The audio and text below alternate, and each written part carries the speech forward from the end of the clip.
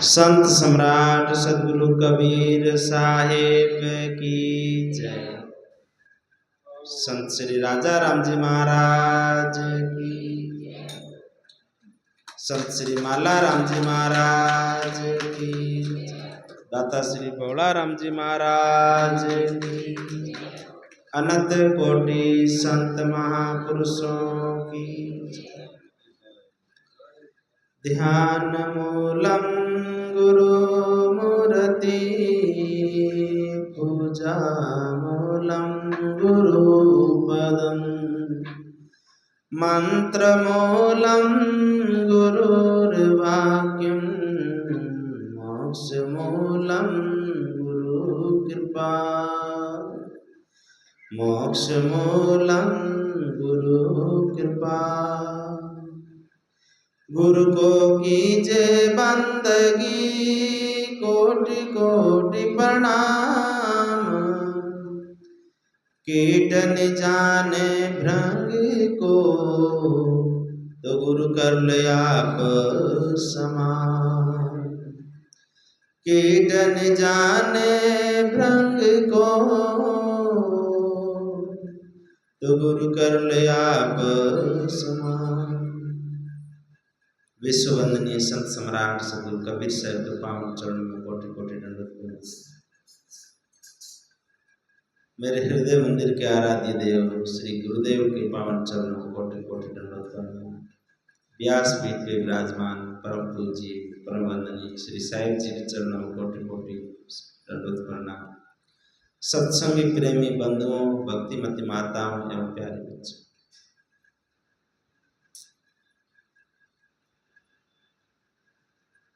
जैसे जैसे व्यक्ति सद्गुणों को धारण करता है तो उसकी जो धर्म की तरंगे होती है और लोगों को भी महसूस होती है। पशु पक्षी को भी पता चल जाता है कि ये अहिंसक है कि हिंसक है। एक कंसाई होता है जो प्राणियों को काटता है, वो प्राणी पक्षियों के बीच में जाएगा तो उसके पसीने में भी गंध आएगी और पशु पक्षियों चिल्लाने लग जाएंगे। और एक धर्मात्मा होता है, धर्म के रास्ते चलने वाला होता है, तो वो सत्य के रास्ते चलता है तो पशु पक्षी भी समझते हैं। यहाँ पाली जिला में सांडिया गांव है, सोजत के पास। वहाँ के एक ब्राह्मण थे गंगाराम जी, उनका शरीर छूटा था मद्रास में। तो उनका जो अर्थी लेके शमशान घाट गए तो गाय चिल्लाती चिल्लाती पीछे गई। उनकी घर की गाय नहीं थी, वो तो मद्रास में गाय नहीं रखते थे पर गायों की सेवा करते थे। तो गली में घूमने वाली उनकी जो अर्थी लेके गए ना, शमशान घाट पीछे पीछे गई। और जब उनका अग्नि संस्कार हुआ तो वहां बैठ करके अपनी गर्दन लंबी करके वहां रोती रही। सब लोग उठ के आगे, गाय वहां बैठी रही। कहने का मतलब है कि अपने अंदर करुणा होगी, प्रेम होगी, दया होगा, तो प्रेम करुणा दया तो पशु पक्षियों को भी महसूस हो जाता है। इसलिए प्रेम करुणा दया धर्मशील सदाचार का जीवन को अपनाना चाहिए। भगवान बुद्ध कपिलवस्तु नगर से चल करके जेतवन की ओर आते हैं। वहां पे सुदत्त नाम का व्यापारी था, वो अपनी बैलगाड़ियों पे अनाज और सामान भर करके ले जा रहे थे। पहले व्यापारी लोग एक शहर से दूसरे शहर अपने बैलगाड़ियों से माल सामान लाते थे, ले जाते थे, व्यापार करते थे। सुदत्त नाम के सेठ जी ने भगवान बुद्ध को देखा तो भगवान बुद्ध के बारे में सुना तो था पर दर्शन पहली बार हुआ। भिक्षुओं से पूछा ये कौन महापुरुष है, कोई लगता है स्वर्ग का वो देवता जैसे। बोला ये भगवान बुद्ध है। अच्छा, यही हो जो सिद्धार्थ कपिलवस्तु के राजकुमार थे, वही भी भगवान बुद्ध? हाँ हाँ वही है। सुदत्त नाम का व्यापारी सेठ जी भगवान बुद्ध के चरणों में गिर गए, प्रणाम किया और कहा कि भगवान आप मगध में वेणु वन में रहते हैं, जेत वन में, पर आप कृपा करके हमारे श्रावस्ती आप पधारे और वहां के लोगों को आप धर्म चर्चा करें। अगला चतुर्मास में आप वहीं विराजे। भगवान बुद्ध ने कहा ठीक है, समय आएगा तब देखा जाएगा, परंतु 4 मास चतुर्मास करने के लिए कम से कम जगह शहर से ज्यादा दूर भी नहीं होनी चाहिए, ज्यादा शहर के नजदीक भी नहीं होनी चाहिए कि गांव की शोरगुल आवाज डिस्टर्ब करे ध्यान भजन में। और ज्यादा दूर होगा तो बूढ़े बडेरे लोग आने में दिक्कत होगा। ऐसी जगह को ढूंढो जहां पे 4 मास चतुर्मास में सत्संग कर सके। सुदत्त नाम के व्यापारी ने बोला कि जरूर भगवान बुद्ध मैं ढूंढूंगा, ऐसी जगह ढूंढ करके जल्दी से जल्दी आपको श्रावस्ती में पधारना है। भगवान बुद्ध कहते जरूर। अपने शिष्य आनंद से कहते हैं सुदत्त दिल का बहुत पवित्र आत्मा है और बहुत नेक इंसान है, पुण्य परमार्थ का कार्य करता है, अच्छी बात है। इसके मन में इतनी सद्भावना है कि सब लोगों को ज्ञान मिले, धर्म मिले, सब लोगों को मिले, ऐसी इनकी भावना है, अच्छी बात है। भगवान बुद्ध वहां से मगध की ओर प्रस्थान करते हैं। इधर देवी प्रजापति भगवान बुद्ध की जो पालन करने वाली महा वस्त्र भगवा करके और यशोधरा के पास में जाती है। यशोधरा कहती माँ ये क्या किया तुमने? बोला अब मैं बुद्ध की शरण में जा रही हूँ, बस अब महल में राही कौन है? हमारा पोता राहुल था वो भी चला गया बुद्ध की शरण में, महाराज सुतोधन थे वो स्वर्गवासी हो गए और अब मैं जा रही हूँ भगवान बुद्ध की शरण में। यशोधरा कहती माँ मेरा क्या होगा, फिर मेरा यहाँ कौन होगा? देवी प्रजापति कहती मैं तुम्हें बहुत जल्दी बुला लूंगी, पहले मैं जा करके बुद्ध को मनाऊं, क्योंकि भगवान बुद्ध से पहले कोई भी सन्यासी माता बहन को सन्यासी का वेश उपदेश नहीं देते थे, साधु नहीं बनाते थे, तो इसलिए उनके धर्म में अलाउ नहीं है, स्वीकार नहीं, स्वीकृति नहीं है। देवी प्रजापति कहती है मैं उनकी माँ हूँ, तुम उनकी पत्नी थी, तुमने उनसे आग्रह किया, तुमने संकोच बस तुमको मना किया होगा, और मैं बुद्ध की माँ हूँ तो मेरी बात नहीं टालेगी और मैं बहुत जल्दी तुमको बुला लूंगी। जब तक अपनी छोटी रानी मंगला से कहती है तुम यशोधरा का पूरा ध्यान रखना। देवी प्रजापति के साथ में कपिल वस्तु की नगर की बहुत सारी माता बहनें संन्यास लेने के लिए 100-150 माता बहनें देवी माँ प्रजापति के साथ में चल पड़ी नंगे पांव। देवी प्रजापति ने संकल्प लिया जब तक बुद्ध मुझे उपदेश नहीं देंगे तब तक मैं अन्न जल को ग्रहण नहीं करूंगी। संकल्प लेके चल पड़ी। इधर समाचार मिला कि देवी प्रजापति महा कई गांव की माता बहनों के साथ में मगध की ओर आ रही है। आनंद को पता चला। आनंद ने भगवान बुद्ध से कहा कि देवी महा प्रजापति आ रही है, और वहां आकर के किसी सैनिक ने सूचना दी कि मगध में पहुंच गए हैं। आनंद और भिक्षु लोग सामने गए और देखा सभी माता बहन जो आई सब लोग भगवा वस्त्र में और सब लोग नंगे पांव गहना वगैरह सबका त्याग करके आ गई है। और देखा माता बहनों के पैरों में छाले पड़ गए हैं, खून बह रहा है, नंगे पांव चलकर आए हैं। आनंद कहते माँ ये तुमने क्या किया? भगवान बुद्ध बोले मैं भगवान बुद्ध की शरण में आई हूं, मैं अब वापिस नहीं लौटूंगी। बोला कि भगवान की धर्म में सन्यास माता बहनों को सन्यास नहीं देते हैं। देवी मां प्रजापति कहती है तुम जाओ और तुम प्रार्थना तो करो, तुम जा करके बताओ, प्रार्थना करोगे तो जरूर सुनेंगे। बुद्ध दयालु है, करुणा के सागर है, तुम जाओ। सिद्धार्थ आनंद भगवान बुद्ध के पास जाते हैं और कहते हैं ऐसे विनम्रता से बात करते हैं। आनंद की आंखों में आंसू आ रहे हैं कि सभी माता बहन महादेवी प्रजापति के साथ में पैदल चलकर आए हैं और सबको जल पान करवाया। देवी माँ प्रजापति ने जल भी नहीं लिया। मैंने कहा क्यों? बोला कि भगवान बुद्ध हमको उपदेश देंगे, अपने संग में हमको शामिल करेंगे, तभी हम अन्न जल लेंगे, अन्यथा हम अन्न जल को त्याग के आएंगे। और पैरों में खून बह रहा है और ऐसी उन्होंने इतना हट कर दिया है माता बहनों ने। भगवान बुद्ध बोले कि तुम जाकर के उनको सांत्वना दो और जरूर उन लोगों को धर्संग में शामिल करेंगे। आनंद कहते भगवान आप स्वयं चल करके अगर बोलेंगे तो माता बहनों का ये 4 पौर की रात है, ये रात आराम से निकल जाएगी, उनको विश्वास हो जाएगा। भगवान बुद्ध आनंद के साथ में आते हैं और सब माता बहनों को हाथ जोड़ के कहते हैं कि आप सब लोगों का स्वागत है धर्म के संग में, और आप लोग आए हैं तो इसलिए सुबह आपको आनंद जैसे जैसे बोलेगा वैसे सब लोग अष्टांगी मार्ग का पालन करेंगे, और फिर मैं स्वयं सुबह की सभा में सबको उपदेश दिया जाएगा। रात बीती, सुबह के समय आनंद और मोगलाना, सारिपुत्ता, कश्यप बड़े बड़े भिक्षु जा करके उनको दीक्षा लेने के लिए तैयार किया और वहाँ पे बुलाया धर्म सभा में।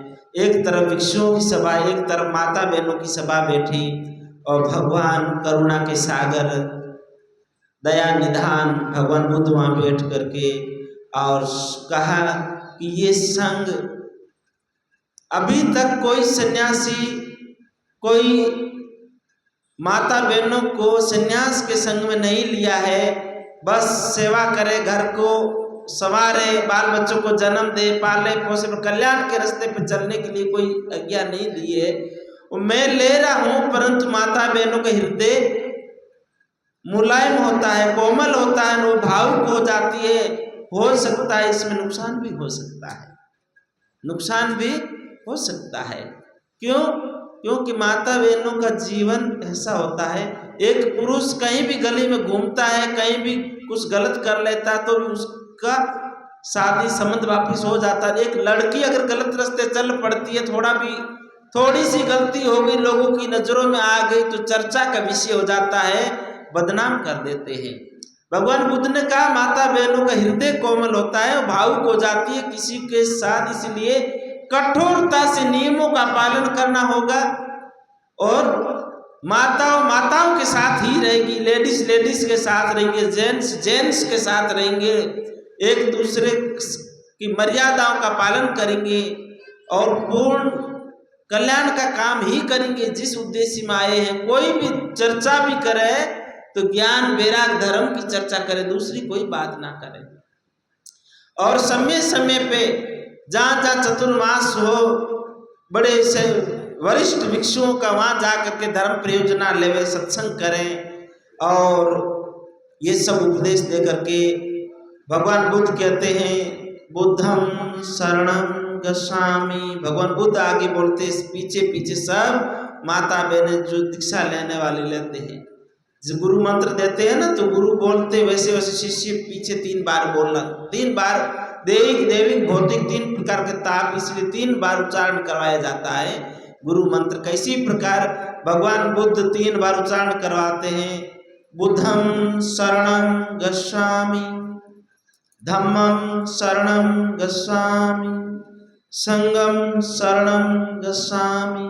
तुम बुद्ध की शरण में हो, तुम धर्म की शरण में हो, तुम संघ की शरण में हो।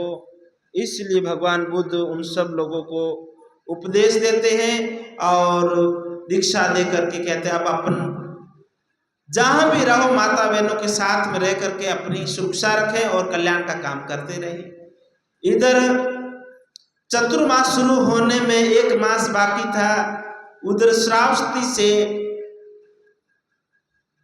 समाचार आया कि सुदत्त भगत व्यापारी ने जेतवन, श्रावस्ती का राजा प्रसन्नजीत का जेतवन था, उसको देखा है और एक भिक्षु को बुलाया है देखने के लिए। भगवान बुद्ध ने आनंद को भेजा कि आप जाओ और ठीक वातावरण, ठीक जगह और ऐसा देख करके वहाँ पे बुद्ध भिक्षुओं को रहने के लिए आवास की व्यवस्था कराओ। पहले बांस की कुटियाएं बनती थी। तो आनंद वहाँ गए और राजा प्रसन्नजीत को बुला पास में जा करके सुदत्त ने प्रार्थना किया कि भगवान बुद्ध पधारेंगे और उसके लिए हम बिहार में आश्रम के लिए हमको जगह अच्छी लगी, ये जेतवन और इसको लेना है। राजा प्रसन्नजीत नाराज थे, भगवान बुद्ध से पहले से युवराज सिद्धार्थ थे तो उनको उनके वाणी से भी हरा दिया था, इसलिए राजा प्रसन्नजीत नाराज थे। बोला नहीं मैं नहीं देता। अरे भगवान आएंगे बुद्ध, अब वो युवराज सिद्धार्थ नहीं है, वो बुद्ध हो गए हैं, करुणा के सागर हो, आएंगे तो जन जन का कल्याण करेंगे, पुण्य का काम। बहुत प्रार्थना किया पर तो राजा माने नहीं। खूब कहने के बाद पैर पकड़ा उस सुदत्त व्यापारी ने राजा के, आप कृपा करो। बोला अगर तुमको लेना ही है तो जेतवन है, इसको सोने की मोहरों से जमीन को सुई के नोक बराबर भी खाली नहीं रखना है। जितना जमीन को सोने से ढक सकते हो उतनी जमीन तुम्हारी। सुदत्त व्यापारी कहता मुझे मंजूर है महाराज, मंजूर है। सुदत्त को इतना जिज्ञासा थी और अपने जीवन भर की पूंजी थी और वो बैलगाड़ियों में भर भर के ला करके सोने की मोहरों से जमीन को ढकते हैं। राजा प्रसन्नजीत कहते ये पागल है क्या? मैं तो इसलिए कठिन शर्त रखी है कि न तो जमीन को सोने से ढक पाएंगे और न जमीन ले पाएंगे, न बुद्ध यहाँ आएंगे। पर देखो सुदत्त भगत ने अपनी जगह, जमीन, गहने, घर का जो कीमती सामान था बेच करके सोने की मोहरें खरीद के पूरी जमीन को ढक लिया। वहां आता राजा प्रसन्नजीत कहते हैं इतनी जिज्ञासा, इतना क्या बुद्ध में जो तुमने अपना सब कुछ दांव लगा दिया, जीवन भर की कमाई की हुई तुमने जमीन पे बिछा दिया, ऐसा क्या बुद्ध? बोला कि आप नहीं जानते हैं महाराज, भगवान बुद्ध का चरण जहाँ पड़ेगा वो जमीन पावन हो जाएगी, वो जमीन पावन हो जाएगी, धरती पावन हो जाएगी। भगवान बुद्ध आ रहे हैं, वो जन जन का कल्याण करेंगे, करुणा के सागर है। ये बात सुनते तो राजा प्रसन्नजीत को झटका लगा। बोला कि जो बाकी जमीन है जो मेरी तरफ से, बाकी जो जमीन जो बच गई है वो मेरी तरफ से, और भगवान बुद्ध को लाइए। अब उनको लगा कुछ तो ऐसा है, सुदत्त ऐसे अपनी जीवन की पूंजी को दाव नहीं लगाता है, कुछ तो है। देखो अगर ऐसी लगन हो ना, जिज्ञासा हो ना, तब कीमत नहीं देखी जाती। अब देखो उन्होंने उस मोहरों को, धन दौलत को कीमत नहीं देखा, उन्होंने दाव लगाया भगवान बुद्ध आने जिज्ञासा। अपने अंदर भी ना ऐसी धामों में दर्शन करने की लगन हो तो कीमत नहीं। अभी फ्री में बसें हो जावे ना, निःशुल्क कोई व्यक्ति बसें कर रहा है तो 10 बस भी कम पड़ जाएगी। अगर प्रचार हो जाए कि दामों में जा रही है, फ्री बस है जिसमें किराया नहीं है, भोजन फ्री, किराया फ्री, तो खूब सारे लोग 10 बस भी कम पड़ जाएगी। अब उसका शुल्क रखा गया है तो यात्रा के लिए मन नहीं बन रहा है कि 2100 रुपये बड़ा भारी है। भाई जीवन से भारी इसी क्षण ये हंसा उड़ जाएगा तो गहनो गांठो ये सब अटे रह जासे। महापुरुष धामारा दर्शन करो, जटे जटे महापुरुष तपस्या करिए, वहां की रज भी अपने चेहरे पे, मस्तिष्क पे चढ़ जाएगी तो कल्याण हो जाएगा। देखो सुदत्त ने क्या कहा, वो भगवान बुद्ध आएंगे, उनका चरण जहाँ पड़ेंगे वो भूमि पावन हो जाएगी, वो धरती पावन हो जाएगी, वो रंज पावन हो जाएगी। देखो महापुरुषों का। इधर सुदत्त अपने ग्रामवासियों के साथ में प्रार्थना विनती करने के लिए मगध पहुंचते हैं। भगवान बिहार की व्यवस्था हो चुकी है, कुछ कुटियाओं का निर्माण हो गया है, सब व्यवस्था है। अब आप जल्दी से जल्दी, चतुर्मास शुरू हो, बारिश के मौसम से पहले आप पधार करके और सत्संग शुरू करें। भगवान बुद्ध बोले कि जरूर।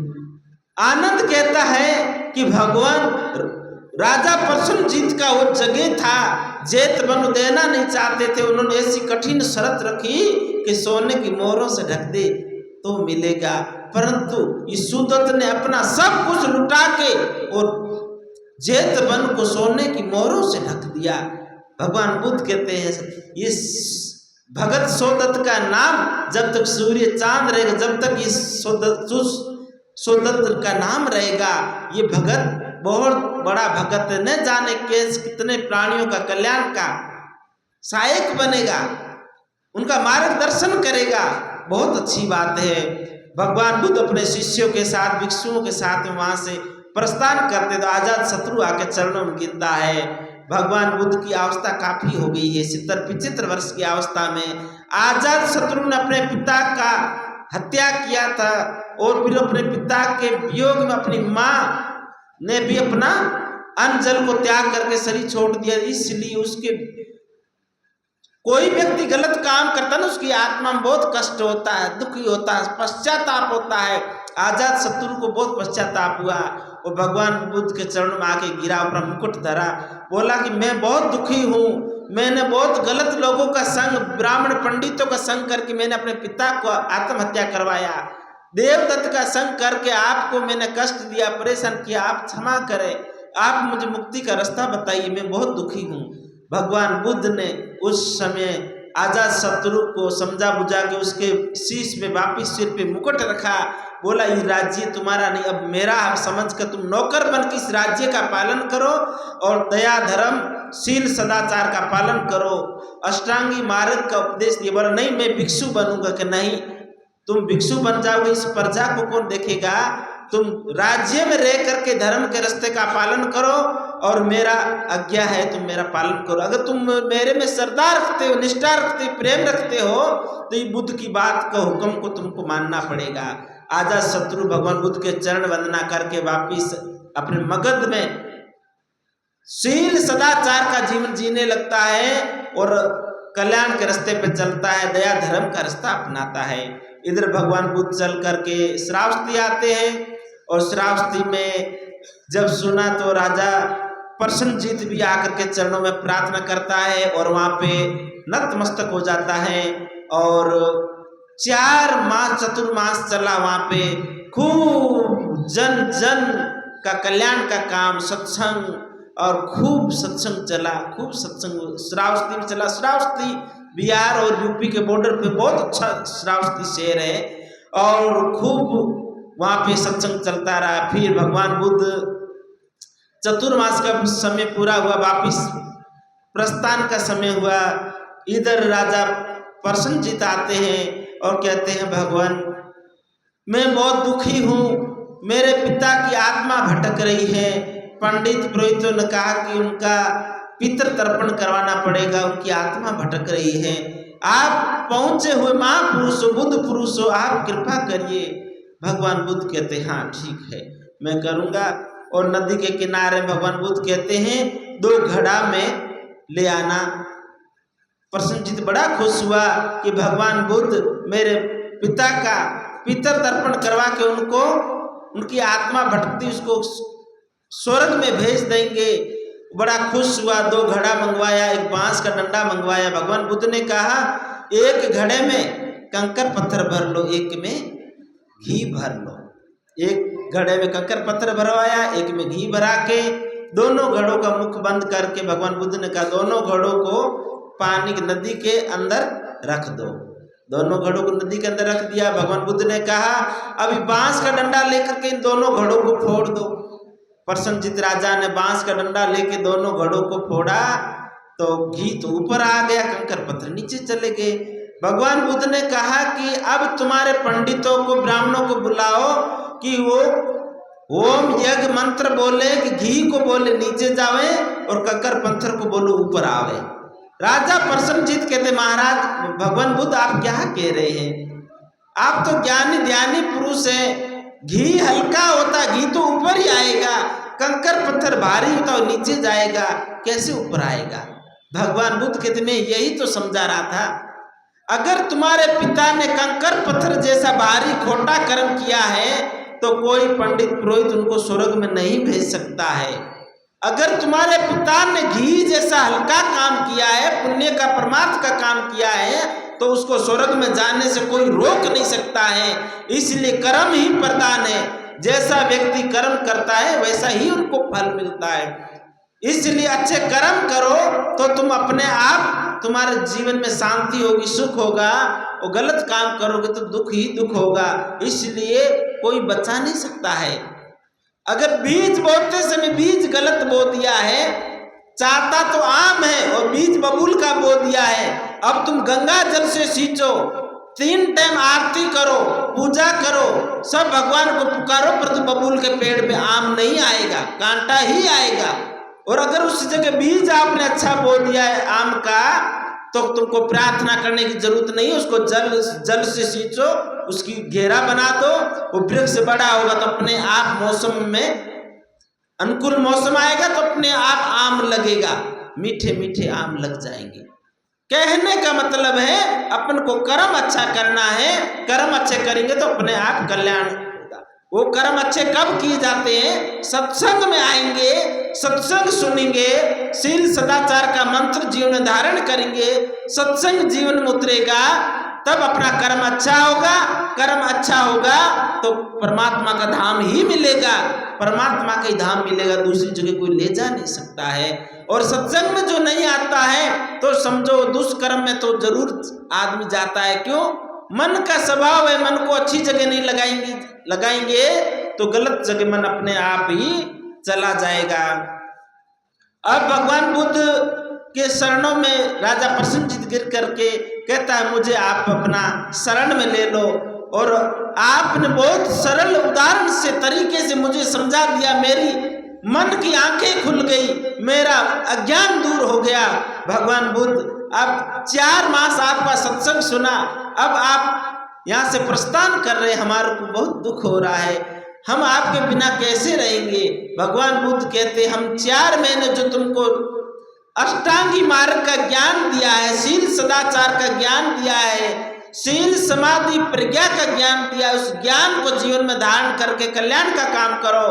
और शील सदाचार के साथ में इस राज्य का पालन करो और तुम यहीं रह के अपना काम करो। अब हम आगे की ओर प्रस्थान करेंगे। भगवान बुद्ध कहते हैं, आनंद से आनंद, अब मुझे निर्वाण लेने का समय हो गया है। आनंद कहता, भगवान आप निर्वाण की बात कर रहे हैं और इस संघ का संचालन किसी को बना दीजिए। भगवान बुद्ध कहते हैं, इस संघ को चलाने के लिए सारिपुत्ता है, मुगलाना है, कश्यप है, बड़े बड़े मेरे शिष्य हैं, वो इस संघ को अच्छी तरह चलाएंगे। इतने में एक भिक्षु आता है और सूचना देते हैं कि मुगलाना भिक्षु का शरीर छूट गया, परिनिर्वाण का प्राप्त हो गया है। आनंद कहता है, रोने लग जाता है कि मुगलाना बहुत बड़े भिक्षु थे, उन्होंने खूब संघ में सेवा किया और जन जन तक ये मुक्ति का रास्ता को कल्याण का काम किया, वो बहुत बड़े महापुरुष थे। भगवान बुद्ध के श्रेष्ठ वरिष्ठ शिष्य में थे मुगलाना। कुछ दिनों में इधर सूचना आती है कि सारिपुत्ता भी अपनी माता की सेवा करते करते उनका भी शरीर छूट गया। सारिपुत्ता के कोई दूसरा भाई नहीं था, एक ही था। जब उनकी माता बीमार हुई तो पता चला भगवान बुद्ध को, तो भगवान बुद्ध ने कहा, तुम जाओ अपनी माता की सेवा वहाँ करके और फिर वापिस आना। और सारिपुत्ता अपनी माँ की सेवा करने के, माँ का शरीर छूटा और भगवान बुद्ध के शिष्य सारिपुत्ता ने भी अपना देह को त्याग दिया, परिनिर्वाण को प्राप्त हो गए। इधर भगवान बुद्ध कहते आनंद से कि अब मुझे कुशीनारा की ओर मुझे यात्रा करना है और अब अपन को कुशीनारा की ओर चलने हैं। आज अपन को भगवान बुद्ध की कथा को विराम देना है, तो इसलिए 10 मिनट और लगेगा उस शॉर्टकट में। अभी जैसे भगवान बुद्ध की कथा को इतना शॉर्ट में किया हूँ, कम से कम 20-25 दिन की कथा, और इतना विस्तार नहीं लेकर के, समय कम है, इसलिए कल पूर्णावती है, इसलिए आज 10 मिनट और लेकर के आज अपनी कथा को विराम देना, भगवान बुद्ध की वाणी को। तो भगवान बुद्ध कहते आनंद से आनंद, अब मेरी अवस्था काफी हो चुकी है, अब कुशीनारा की ओर चलना है। आज से ठीक 3 माह पश्चात मैं परिनिर्वाण को प्राप्त होऊंगा। 3 महीने के पश्चात परिनिर्वाण को प्राप्त होऊंगा। इसलिए सब संघों में, जितने भी संघ अपने चारों तरफ है, भिक्षु दल संघों में सूचना भेज दो, कुशीनारा में सब इकट्ठे हो जाओ। लास्ट में धर्म चर्चा वहां होगा और वहीं पे उपदेश दिया जाएगा। भगवान बुद्ध आनंद को बताते, आनंद को बहुत झटका लगता है और एकदम मौन हो जाता है। भगवान बुद्ध कहते हैं आनंद, तुम मेरी छाया बन के मेरे साथ रहे हुए, अगर तुम ऐसे व्याकुल होगे तब मेरे रास्ते को तुम कैसे समझ पाओगे? तुमको तो इस रास्ते को आगे तक ले जाना है, कल्याण का रास्ता, और तुम ऐसे व्याकुल ना हो और तुम सब जगह संघों में सूचना भेजाओ। आनंद कहता ठीक है भगवान, मैं आज ही सूचना भेजवा देता हूँ।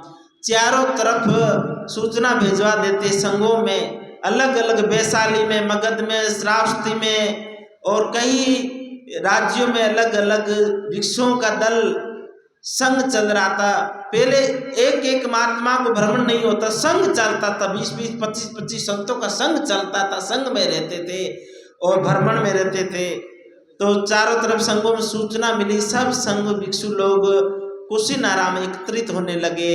रास्ते में चलते चलते भगवान बुद्ध ने कहा कि आनंद, अपना यहाँ पे चंड भगत है और चंड के वहाँ भोजन प्रसाद करना, उनका बहुत निमंत्रण किया हुआ है और सब भिक्षु एकत्रित है। इधर आनंद सूचना भेज जाते चंड भगत को, चंड आ जाता है और वहाँ भगवान बुद्ध ने कहा कि अब तुमको जो वचन दिया था, तुम्हारे घर हम जरूर भोजन पाएंगे, हम आ गए हैं, अब सब भिक्षुओं के लिए भोजन प्रसाद बनवाओ।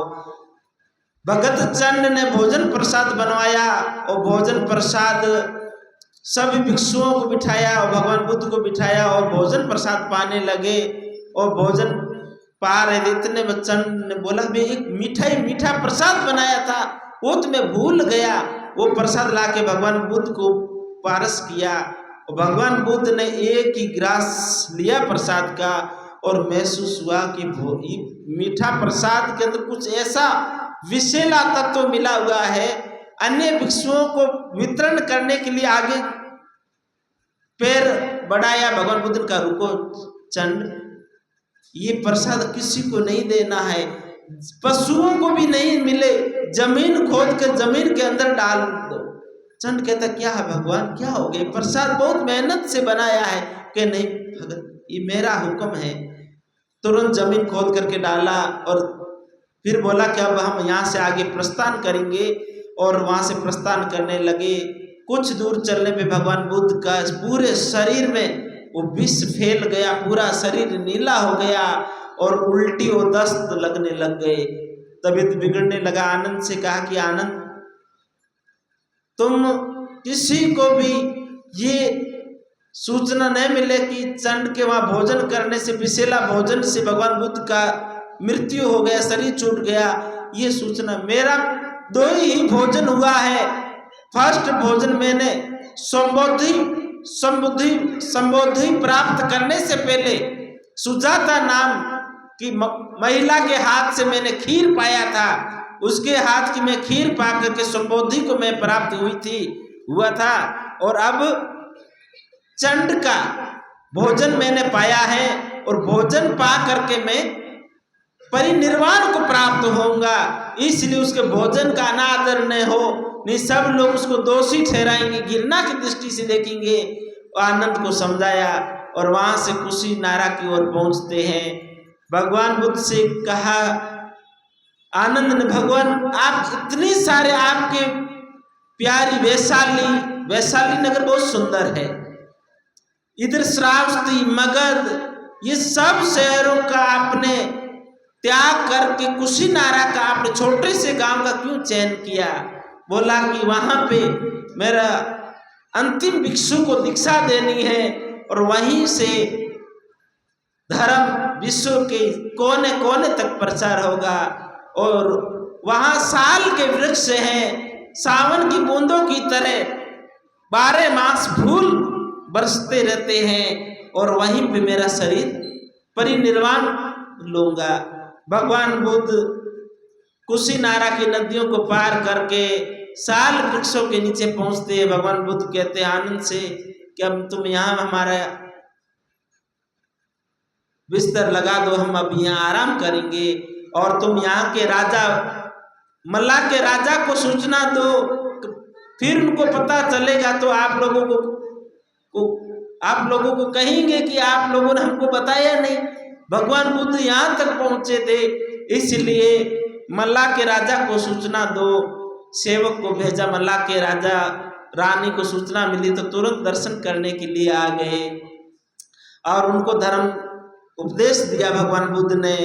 अब भगवान बुद्ध के सब भिक्षु इकट्ठे हैं। भगवान बुद्ध ने सब भिक्षुओं को धर्म चर्चा उपदेश दे करके और कहा कि आज ही रात में तीसरे पैर में मेरा परिनिर्वाण को प्राप्त होऊंगा, और आप लोगों को जो धर्म का रास्ता दिखाया जन तक पहुंचने को, रास्ते को पे आप लोगों को चलना है, उस रास्ते का पालन करना है। और मगध के राजा आजाद शत्रु, श्रावस्ती के राजा प्रसन्नजीत, मल्ला के राजा और कोलिया नरेश, वैशाली के राजा लक्ष्मी नारायण, सब राजा सूचना मिलते, राजा भगत प्रजा भिक्षु सब जन वहाँ इकट्ठे हो गए। 3 माह में सब जगह सूचना मिल गई थी और भगवान बुद्ध के लिए वहाँ दर्शन के लिए आए। भगवान बुद्ध का जन्म भी एक लुम्बिनी नदी के किनारे पे जन्म हुआ था, खुले आकाशमान में, और समुद्धि को प्राप्त हुए थे वो भी खुले आकाश के नीचे, वट वृक्ष के नीचे, बोधि वृक्ष उसका नाम कहलाया। आज परिनिर्वाण को प्राप्त होंगे तो भी कुशीनारा के किनारे पे साल वृक्षों के नीचे खुले आसमान में भगवान बुद्ध ने कहा आज रात के तीसरे पैर में मैं परिनिर्वाण को प्राप्त होऊंगा। सब भिक्षु लोग वहां बैठे, तीसरा पैर शुरू होने वाला था। उस समय एक ब्राह्मण भागता हुआ दौड़ता हुआ आता है, मुझे भगवान बुद्ध से बात करना है। आनंद उनको रोक देता है, नहीं, अब भगवान बुद्ध की इस अवस्था में बात करने की अवस्था में नहीं है, अब उनका शरीर जर्जर हो गया है, कुछ ही समय में परिनिर्वाण को प्राप्त होने वाले हैं। भगवान बुद्ध कहते हैं आनंद रोको मत, आने दो। वो आ जाता है, आचरणों में गिरता है, मैंने आपको बहुत सुना परंतु आपका दर्शन अब हुआ है। भगवान बुद्ध कहते हैं अंतिम भिक्षु का उपदेश तुमको देने के लिए ही हमने कुशीनारा का चयन किया है।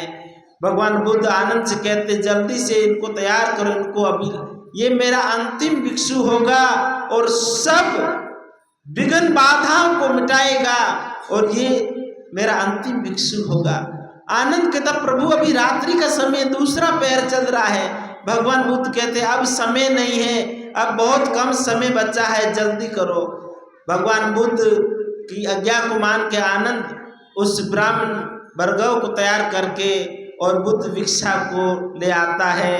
भगवान बुद्ध लेटे लेटे ही उनको हाथ के बल पे एक करवट, बाई करवट में लेटे हुए उसको धर्म उपदेश देते हैं। बुद्धम शरणं गच्छामि, धम्मम शरणं गच्छामि, संघम शरणं गच्छामि उपदेश देते हैं और उपदेश देकर के उनको कल्याण के रास्ते पे चलता है। वो ब्राह्मण बुद्ध भिक्षु हो जाता है। भगवान बुद्ध तीसरे पहर में परिनिर्वाण को प्राप्त होता है। कहते आकाश मार्ग से देवताओं ने फूल बरसाया और पूरा मौसम एकदम सावन भादों की तरह मौसम उलट करके और मेघ गर्जना के साथ में बूंदाबांदी बारिश हुआ और भगवान के पार्थिव शरीर को भगवान इंद्र ने स्नान करवाया। अंतिम स्नान भगवान इंद्र ने मेघ वर्षा के साथ में भगवान बुद्ध को स्नान करवाया। प्रातः के समय अग्नि संस्कार के लिए सभी भिक्षु लोग, सब राजा लोग, प्रजा वहाँ इकट्ठे थे और चंदन की लकड़ियां मंगा करके और भगवान बुद्ध के पार्थिव शरीर को अग्नि संस्कार हुआ। अग्नि संस्कार होने के बाद में उसकी अस्थियां, जो हड्डियां बोलते, फूल बोलते, उसको इकट्ठा कर रहे थे। इधर राजा लोग आपस में कहते हैं, मल्लाह के नरेश कहते हैं, इन बुद्ध की अस्थियों से यहाँ पे हम स्तंभ बनाएंगे, बुद्ध स्तंभ बनाएंगे। तो मगध के नरेश कहते हैं नहीं, बुद्ध की अस्थियों को हम ले जा करके मगध में बुद्ध स्तूप बनाएंगे, क्योंकि भगवान बुद्ध ज्यादा समय तक मगध में ही निवास करते थे, वहीं पे ही निवास करते थे। हमारे पिताश्री भी उनके शिष्य थे, मैं भी इनका शिष्य हूँ। तो इधर वैशाली का नरेश कहता, लक्ष्मी नारायण, कि हम हाथ पे हाथ धरे बैठे रहेंगे। भगवान बुद्ध को सबसे प्रिय वैशाली थी, अधिक समय भगवान बुद्ध वैशाली में रहते, वहां की जन जन भगवान बुद्ध से प्रेम करते हैं। हम अस्थियां ले जाएंगे। ये सब राजा लोग आपस में लड़ने लगते हैं। इधर कोलिया नरेश, इधर श्रावस्ती का नरेश राजा प्रसन्नजीत, आनंद, उस समय आंखों में आंसू आते हैं। इतना उनके शिष्य कहते हैं, भगवान आप क्यों आंखों में आंसू? कि भगवान बुद्ध ने जीवन भर शील सदाचार का उपदेश दिया। देखो सब राजाओं को ज्ञान दिया, सब लोग लड़ रहे हैं। उस समय जो अंतिम भिक्षु था भगवान बुद्ध का, जो भार्गव ब्राह्मण, वो हाथ जोड़ के कहते हैं, आप सब शांत हो जाइए, ये युद्ध खेलने का समय नहीं है, धर्म के रास्ते पे चलना है। अपन सबको भगवान बुद्ध ने क्या रास्ता दिखाया है। उस समय आनंद कहते हैं कि देखो भगवान बुद्ध ने 3 माह पहले ही मुझे इस ब्राह्मण के बारे में बता दिया था कि अंतिम शिष्य मेरा होगा, वो सब विघ्न बाधाओं को मिटा करके धर्म की स्थापना करेगा। उस समय आनंद कहता, भगवान बुद्ध की एक एक बात पहले से 3 माह पहले उन्होंने जो भविष्यवाणी किया था वो सब सत्य हो रही है। और सब राजाओं को समझाया और सबको शांत किया। बोला ये सब स्थितियों को इकट्ठा करके और इसका अष्टभाग होगा। ब्राह्मण कहते नहीं, भगवान बुद्ध तो क्षत्रिय थे, परंतु उन्होंने क्षत्रियत्व को त्याग करके ब्राह्मणों का धर्म का रास्ता अपनाया, इसलिए हम पाटलिपुत्र में हम स्तूप बनाएंगे। तो भार्गव ब्राह्मण भिक्षु कहते नहीं, इसका 8 भाग किया जाएगा स्थितियों का, और अलग अलग 8 कलश को कोलिया का नरेश कोलिया में स्तूप बनेगा, साकियों का नरेश कपिल वस्तु में बुद्ध स्तूप बनेगा, मगध में बनेगा, पाटलिपुत्र में बनेगा, वैशाली में बनेगा। 8 जगह बुद्ध स्तंभ बना और भगवान बुद्ध की वाणी का प्रचार जन जन तक होने लगा। इधर से धम्मपदम की वाणी का जो संज्ञान करनी थी, उस समय कहा कि भगवान बुद्ध की वाणी पे संज्ञान हो, परंतु इसमें वरिष्ठ सब भिक्षु शामिल होकर के धर्म चर्चा करके वाणी की व्याख्या की जाएगी। तो कहा कि इसमें सब भिक्षु है, पर आनंद अभी साथ में नहीं है। तो बोला कि आनंद अभी स्रोत में है, अभी उन्होंने परिनिर्वाण की स्थिति में अभी नहीं पहुंचे, इसलिए अभी आनंद को साथ में नहीं ले सकते हैं। बोला क्यों? बोला अभी स्रोत में है, अभी ज्ञान तो बहुत जानता है, परंतु परिनिर्वाण की अवस्था का भी इनको ज्ञान नहीं हुआ है, इसलिए अभी इनको साथ में नहीं ले सकते हैं। उस समय भगवान बुद्ध के सभी शिष्य आनंद के पास जाके प्रार्थना करते हैं कि आप भगवान बुद्ध की छाया बनकर, बचपन में आप चचेरा भाई थे, साथ में पले पोसे, और भगवान बुद्ध ने संन्यास ले लिया तो आप भी सन्यासी बनकर उनकी सेवा में रहे। भगवान बुद्ध की एक एक शब्द वाणी को आप जानते हो, आप भगवान बुद्ध की छाया बन के साथ में रहे जीवन भर, इसलिए बुद्ध वाणी की संज्ञान करना है, पर तो आपको शामिल करें, पर अभी आप स्रोत में हैं, अभी आप ज्ञान तो बहुत जानते हैं, रास्ता तो जानते हैं कि ये रास्ता जोधपुर जा रहा है, पर उस रास्ते पे चले नहीं हो। रास्ता तो जानते हो, कितने लोगों को रास्ता आप बता के उस रास्ते पे कितने लोग मुक्त हो गए हैं, पर आप अभी भी स्रोत में हो। आप अभ्यास करें और आप इतने समय तो भगवान बुद्ध की सेवा में लगे रहते थे, आपको इतना समय नहीं मिलता था, और अब आपको पूरा समय आपके पास है और आप अपना कल्याण के रास्ते का काम करें। और फिर आपको बुद्ध वाणी को संगायन होगा धम्म पद्म का, उसमें आपको शामिल होंगे, तभी वाणी को व्याख्या सहित वाणी को आगे बढ़ाया जाएगा। भगवान बुद्ध के शिष्य आनंद ने उसी रास्ते पे चल करके वो कल्याण का काम किया। कहने का मतलब है भगवान बुद्ध के बहुत सारे शिष्य थे, हजारों की संख्या में उसके बुद्ध भिक्षु थे, गृहस्थ में तो बहुत सारे असंख्य शिष्य थे। बुद्ध जीवन भर साथ में रहे परंतु कल्याण की स्थिति को प्राप्त नहीं कर पाए, जानता बहुत था। कहने का मतलब ज्ञान की बातों को जानना जरूरी है, पर जानकर उन बातों को जीवन में धारण करना अमूल्य है, महत्व की बात है। उन 2 महीना तक अपने चतुर्मास का सत्संग सुना तो बहुत, पर जीवन में धारण कितना किया वो तो अपन स्वयं ही जानते। अगर धारण किया है ना वही अपने काम आएगा। इसीलिए पहली बात तो सुनना जरूरी है, सुन करके जीवन में धारण करेंगे तभी कल्याण। भोजन बनाना जरूर है, भोजन बनाएंगे नहीं तो खाएंगे क्या, बनाना जरूर है, बना के रख दो तो भूख शांत नहीं होगी, उस भोजन को पाना होगा। तो सत्संग सुनना जरूरी है, सुन के समझ करके फिर जीवन में धारण करना। ध्यान भजन सुबह शाम अभ्यास करें, झूठ कपट छल कपट करते उन त्याग कर देना चाहिए। शील संतोष दया धर्म का पालन करना चाहिए, चोरी नहीं करना, झूठ नहीं करना, व्यभिचार नहीं करना, छल कपट नहीं करना।